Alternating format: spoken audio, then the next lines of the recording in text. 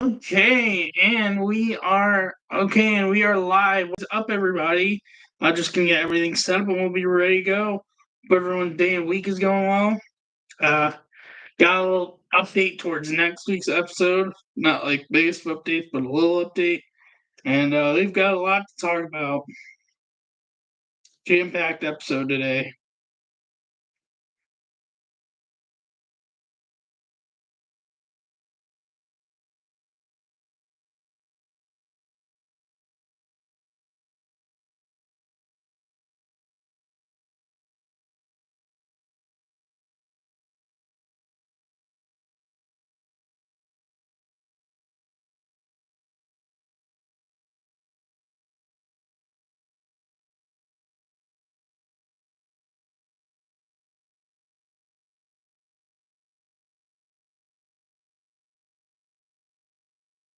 All right, let's dive into it. What's up, everybody? Welcome to episode 124 of Benny the Booth podcast.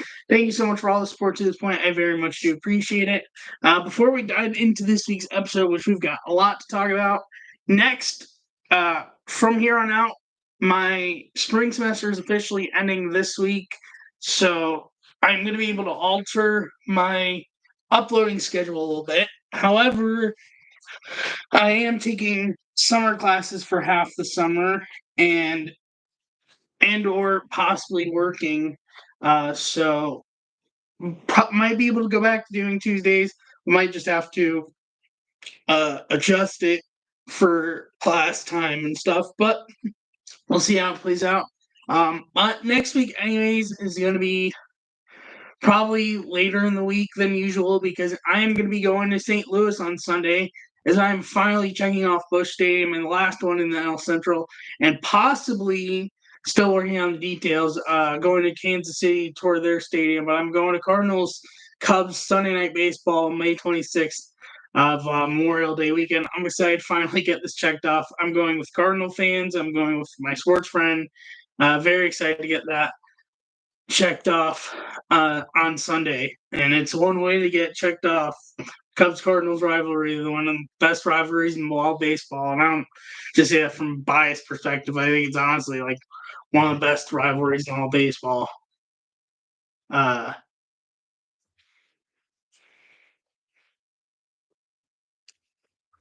Come on, 1 minute.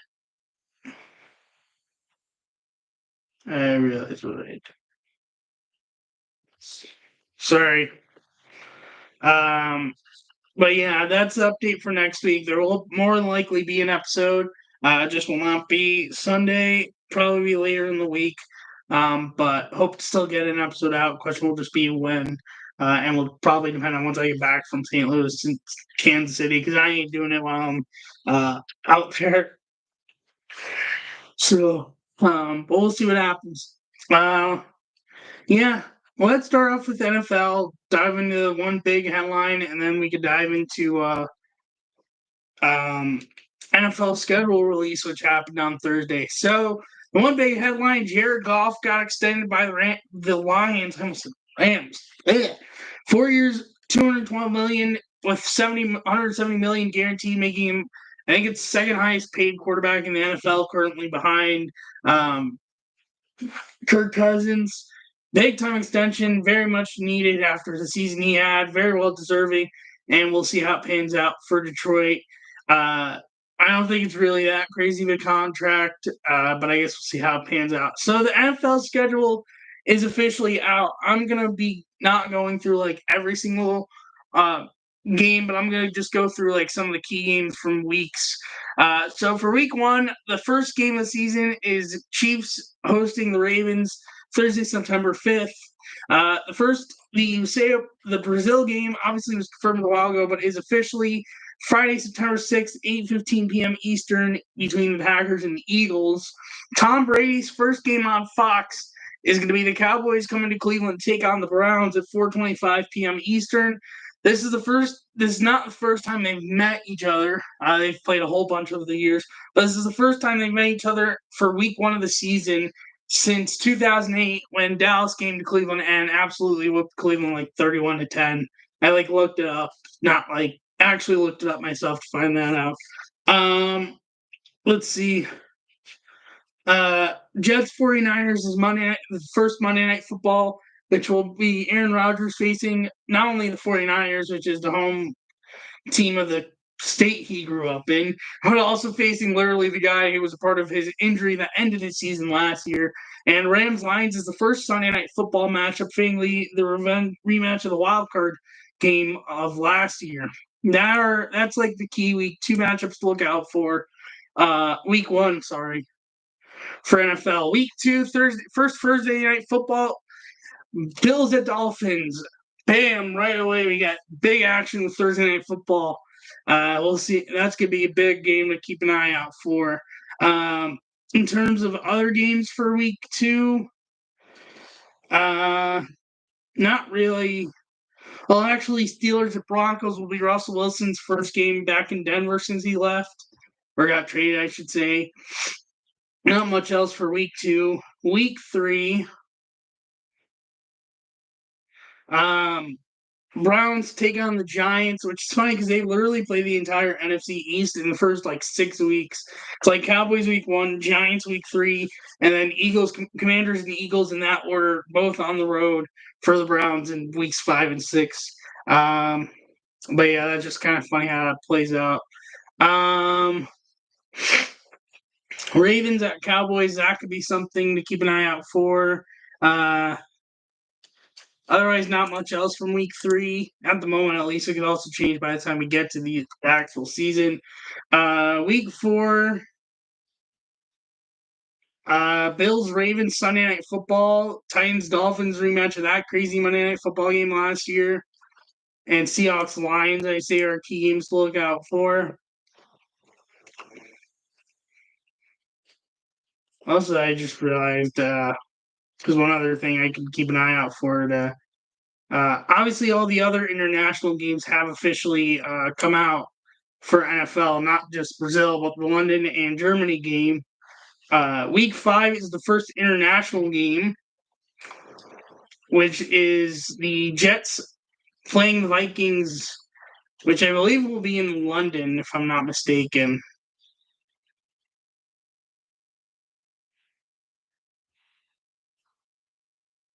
Am I correct? Yes, in Tottenham Hotspur, so that will be in London. I forgot to start recording for audio, and I self-doubled the last week's episode of audio. Whoops. I just realized that on my head. Bills Texans week 5, that should be something intriguing. Cowboys Steelers Sunday Night Football, that could be something. That's it for week 5. Week 6, Jaguars against the Bears in London, Sunday, October 13th. Bengals, Giants, Dallas, Detroit rematch from last year's week 6. And Bills, Jets, if Rodgers is still healthy, could be interesting. Monday Night Football. Week 7, the Patriots against the Jaguars. So back to back. So another London game for the Jags this year. That's a key one to look out for. Browns, Bengals could be something week 7. Week 7. Packers, Texans could be something.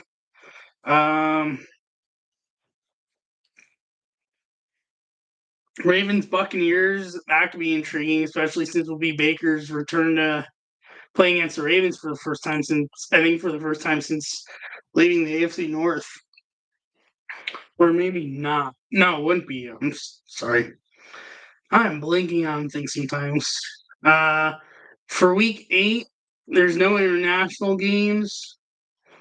49ers Cowboys is week 8. That's a game I'd say that probably will be intriguing for people.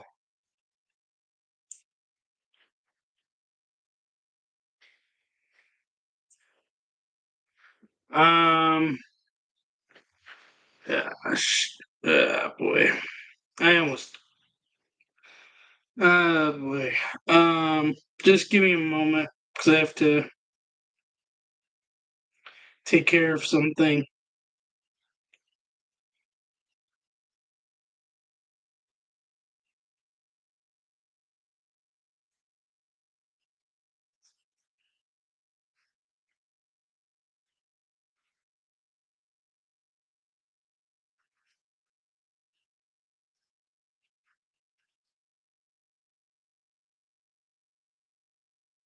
Oh, never mind.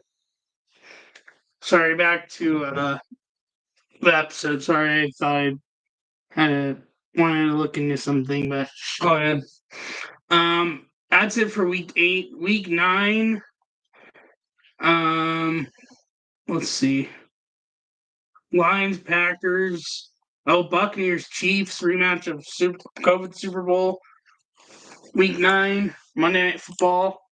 Though it's not the first time they've met anything since the Super Bowl. But always interesting to highlight Super Bowl rematches. Week 10 is the Germany game between the Giants and the Panthers. That's probably not the most intriguing matchup, but always good to know the international games. Dolphins, Rams, Monday Night Football, Week 10. Week 11.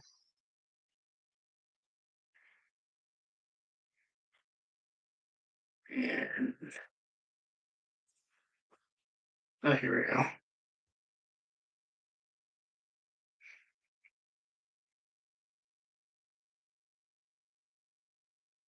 Chiefs, Bills, Week 11 in Buffalo. Rematch of the AFC Divisional Round game. Texans, Cowboys, Battle of Texas also in Week 11. I meant to click Week 12, not Week 13. Week 12.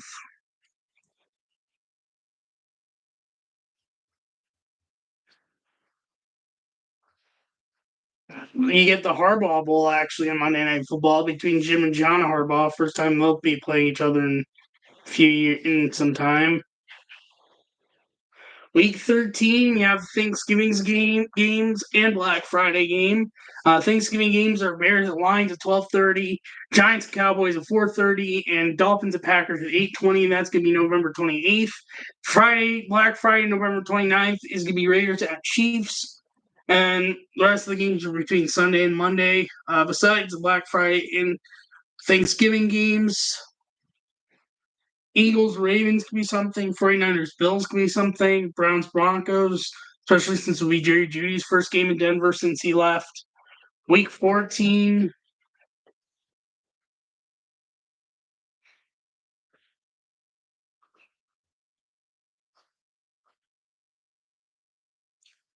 Bengals, Cowboys could be something to keep an eye out for. 15.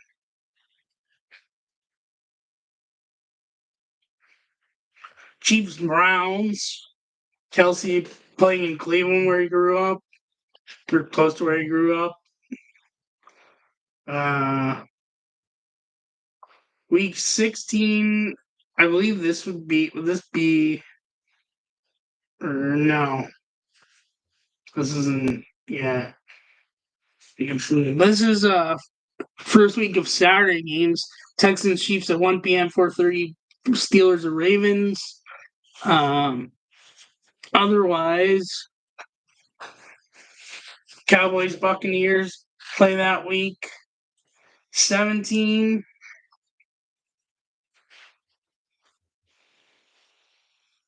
We got Christmas Day games on Netflix. Wednesday football. 1 p.m. is gonna be Chiefs at Steelers. 4:30 p.m. is gonna be Ravens at Texans. Both on Netflix, which is interesting that Netflix is getting some games this year. Dolphins and Browns also play that week. 49ers and Lions rematch of the NFC Championship game that week. There are other games, and then there are games that are not officially scheduled yet for week 17, and then week 18 is all just last divisional matchups of the season. But those are some of the key games to look out for.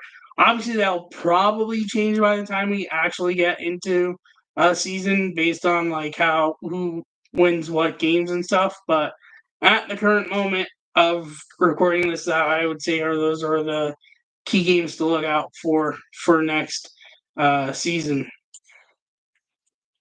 So that is it for NFL. Let's dive into MLB. So, big news that came out.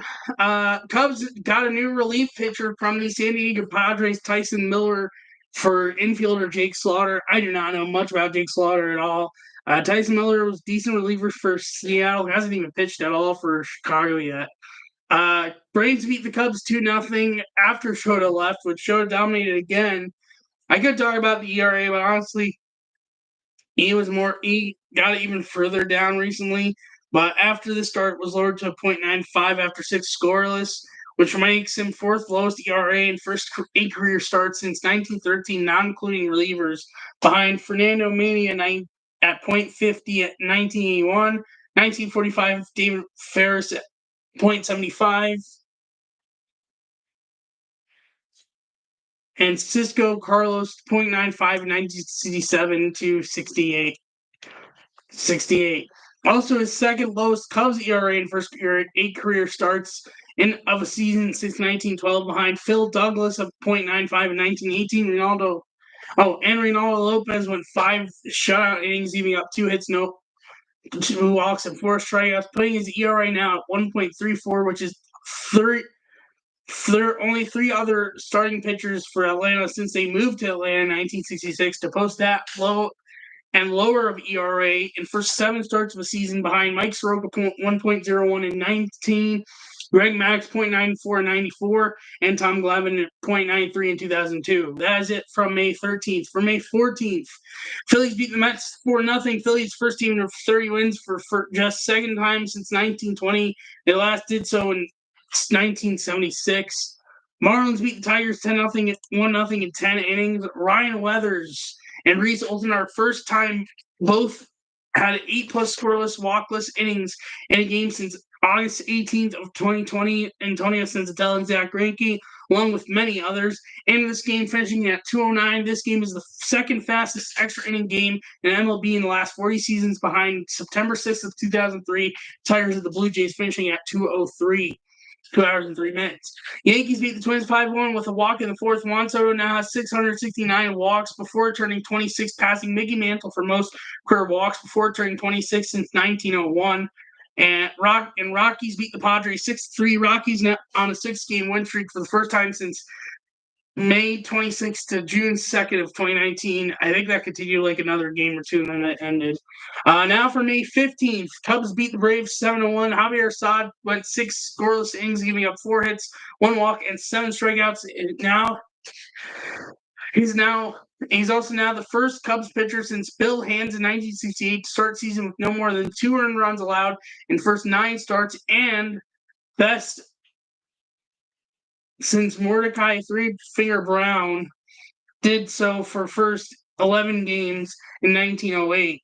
Both Orioles beat the Blue Jays 3-2. This game is 4th game in MLB history where a team hit a leadoff homer and a walk-off homer and scored no runs in between, joining on September 2nd of 1983, Phillies against the Giants. Joe Morgan leadoff home run and Ozzie Virgil pinch hit walk-off grand slam.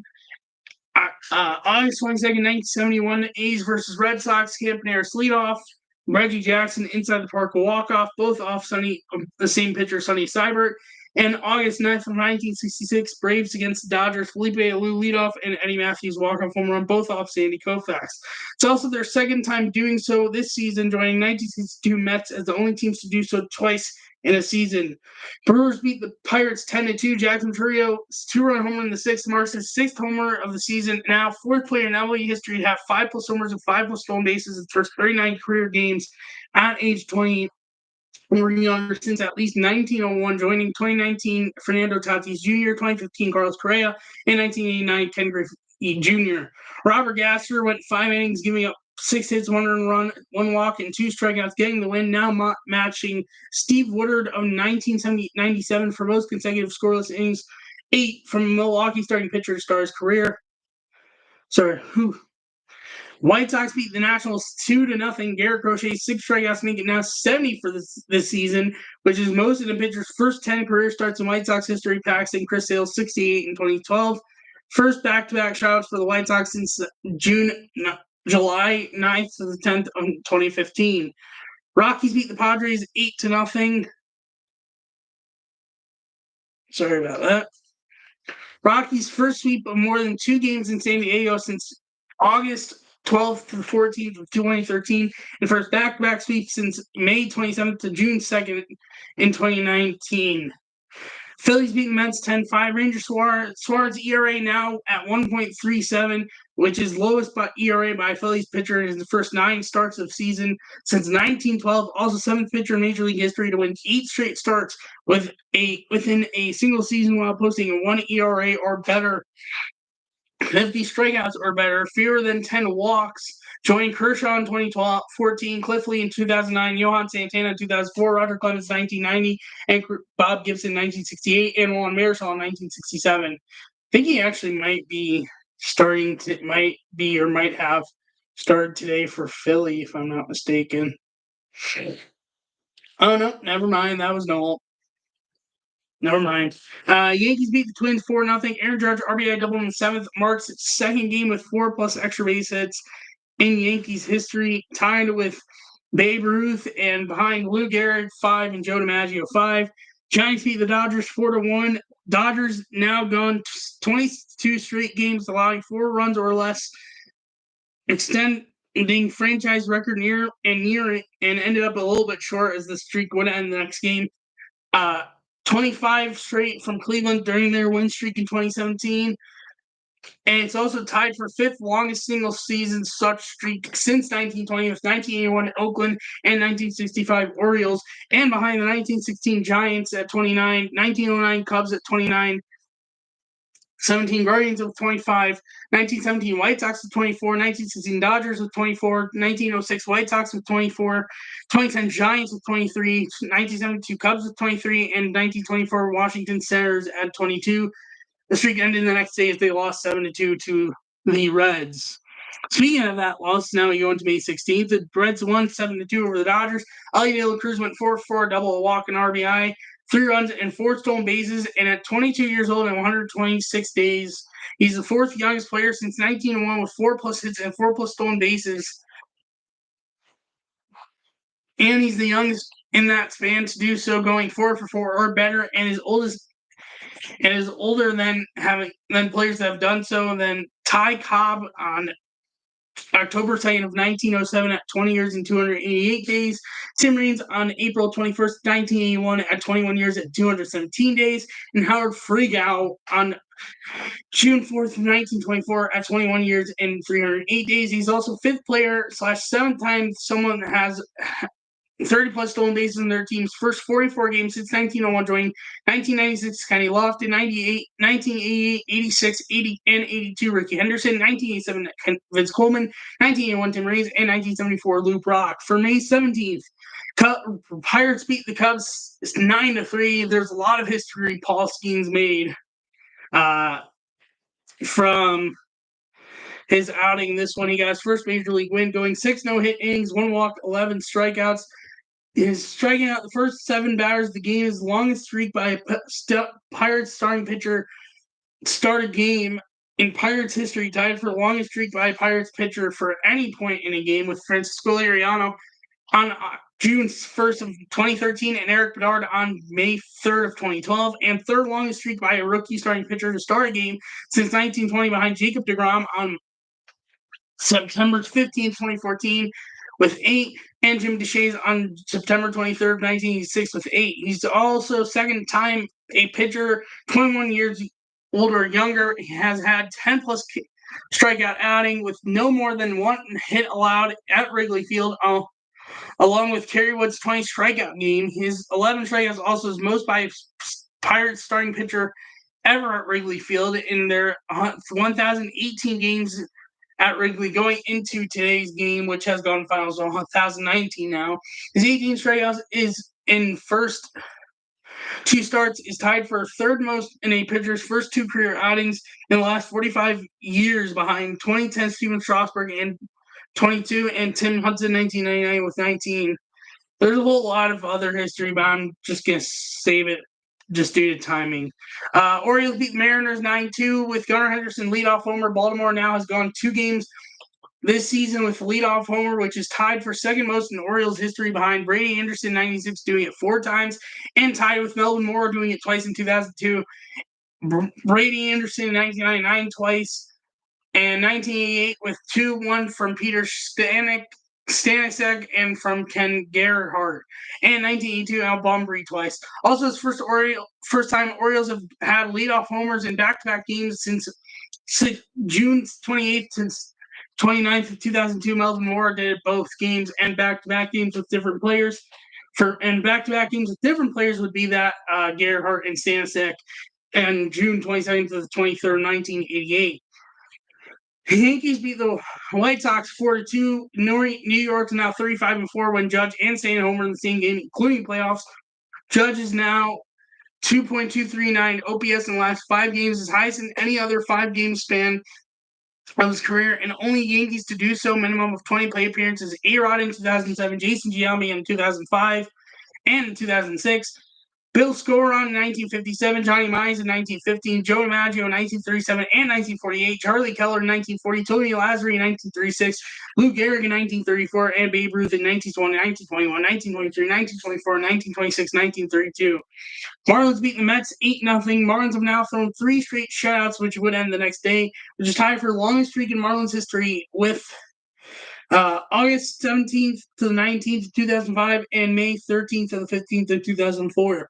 The Padres beat the Braves 8-3-1, which is Sunday Night Baseball actually tonight. It is first time San Diego Padres pitching staff recorded at least 18 strikeouts, at 11th time in San Diego history, with the last time being August 21st of 2021. Dodgers beat the Reds 7-3. May 17th, officially in LA, is March Shohei Ohtani Day. Mookie Betts' leadoff home run is his 51st career leadoff homer. He also had one earlier in podcast notes, so I just kept in this one to save up time, which is his 51st career leadoff homer, 5th most in MLB history, behind Ricky Henderson, 81, George Springer, 57, Alfonso Soriano, 54, and Craig Biggio, 53. Also, his 31st with the Dodgers is 3 more than anyone else in history, with closest being Davey Lopes with 28. And the Giants beat the Rockies 10-5 at 22 years old and 110 days old. Luis Matos, 4th youngest Giants player with 5+ RBIs in a game since moving to San Francisco in 1958, older than only Orlando Cepeda on September 12th of 1958 at 20 years and 360 days. And Spain again on June 4th, 1959, at 21 years and 260 days, and Pablo Sandoval at 22 years old and 27 days on September 7th of 2008. For May 18th, last day of notes, Shodi Minaga would lower his ERA now with 7 shutout innings to 0.4 and the Cubs 1-0 win, though they got the run after Shota was taken out, so he did not get the win, to 0.84 in his first 9 starts, which is the lowest pitcher ERA in the first 9 starts since 1913, with only 1 behind him, and that's under a 1 ERA, which is Fernando Valenzuela, 0.91 in 1981. Shota also has the 6th lowest ERA in the first 9 starts of a season since 1913, behind DeGrom, 0.62 in 2021. Juan Marichal, 0.69 in 1966. Dutch Leonard, 1914, 0.76. Zach Greinke, 0.82 in 2009. And Ace Sakati, 0.82 in 1919, and tied with Walter Johnson in 1913.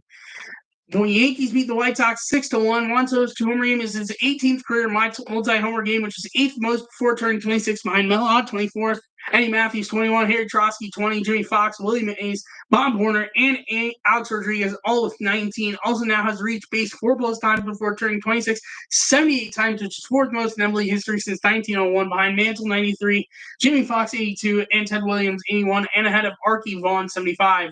Luis Gil also had a performance for himself in this game, going 6 innings, giving up 5 hits, 1 earned run, 1 walk, 14 strikeouts, giving up the win.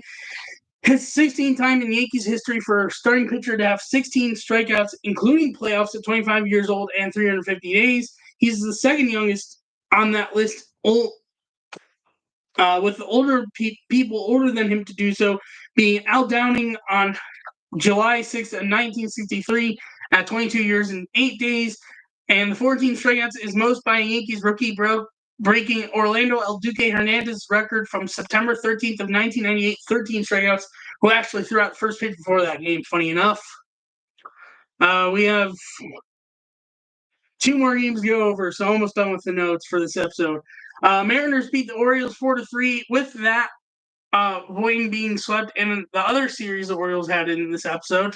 Orioles have now got 106 consecutive series of 2+ games without being swept and of 2+ decisions without being swept. Now tying themselves with the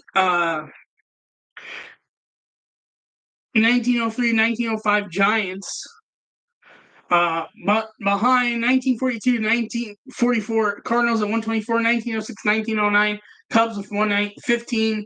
Garner Henderson's solo home run in 9th is his 14th homer this season and makes him 6th most homers in team's first 43 games of a season at 22 years old or younger, behind Bryce Harper in 16 in 2015, Alex Rodriguez for 16 in 1998, Harvey Gilbert 16 in 1959, Fernando Tatis Jr.'s 15 in 2020, Eddie Matthews 15 in 1953, and tied with Albert Pujols in 2001. Hold on 1 minute.